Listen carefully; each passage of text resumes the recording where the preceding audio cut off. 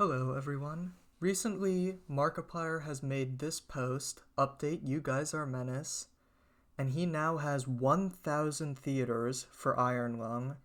Now, this might sound a little bit like a meaningless number for people who are not very involved in the film industry, but as somebody who is into movies and somebody who has been following Markiplier's film career for quite a bit, I'd like to explain just how massive it is and how Markiplier has essentially hacked the film industry.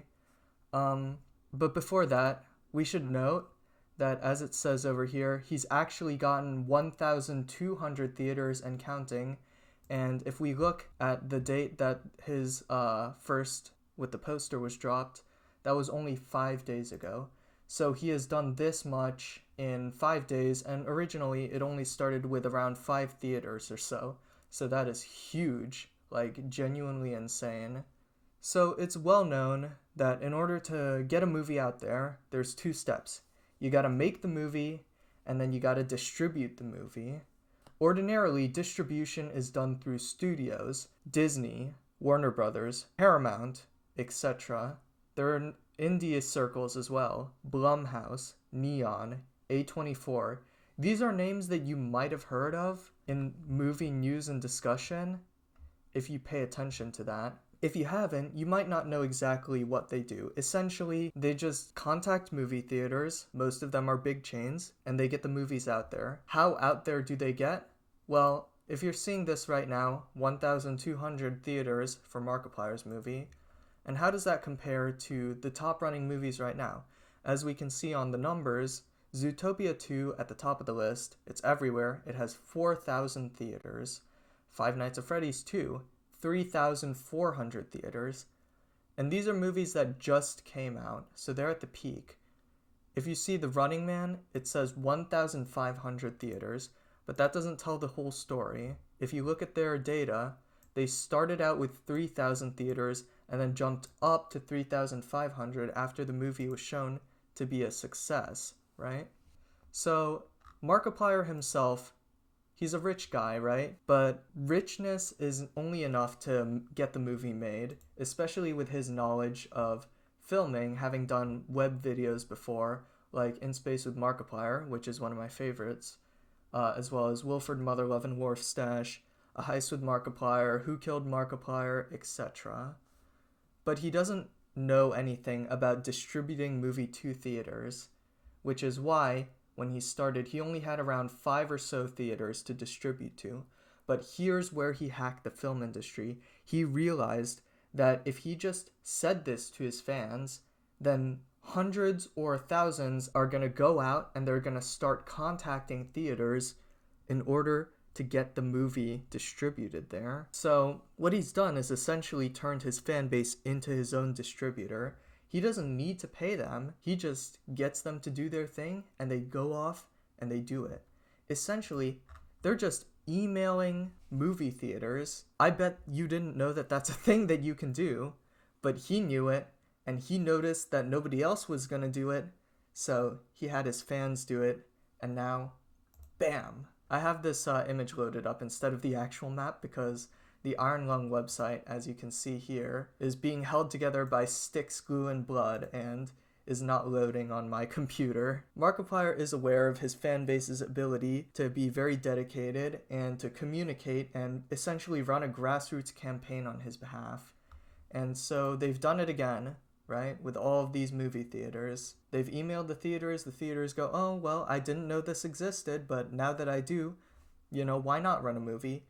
And the reason that they're doing that is because of this date, January 30th. January 30th is a time where there aren't very many movies running in theaters. It's known as a bit of a dead zone.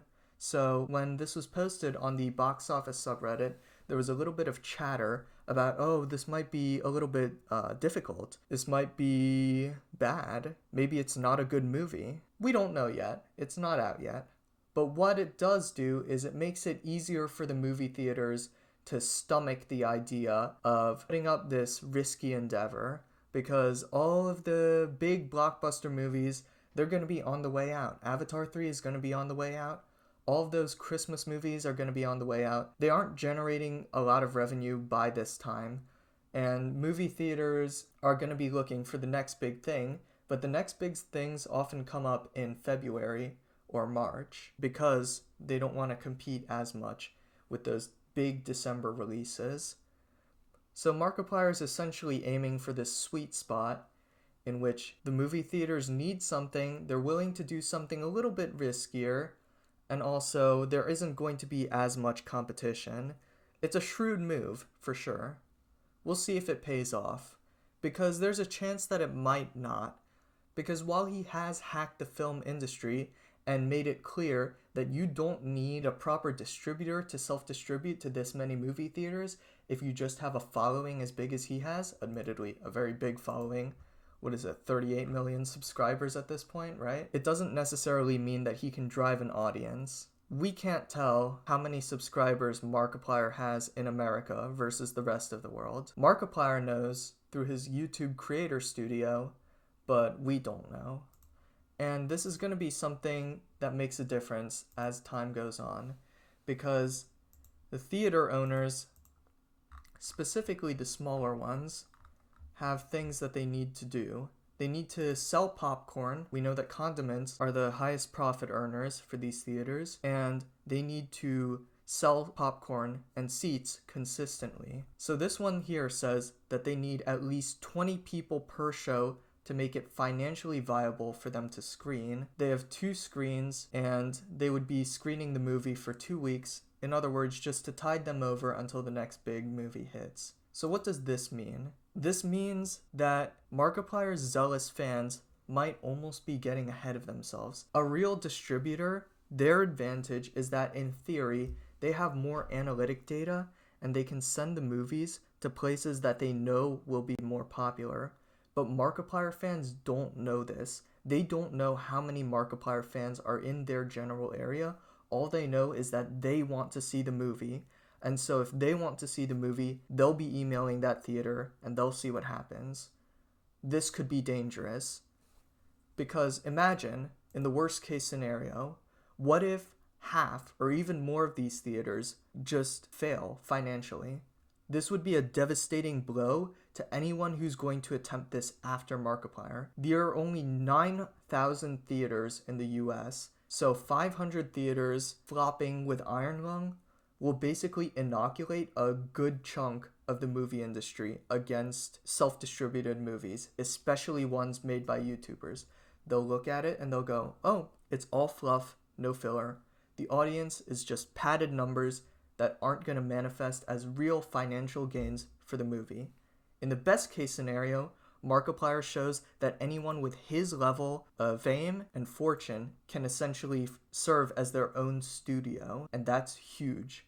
We're probably going to see like a Mr. Beast movie if that happens, or something else. Someone who is into film will be able to make a movie and screen it to a bunch of theaters, and they'll be able to do it without ever interfacing with Warner Brothers, with Disney, with Neon, with A24, any of them. Things will have changed forever. And I think that's something really exciting.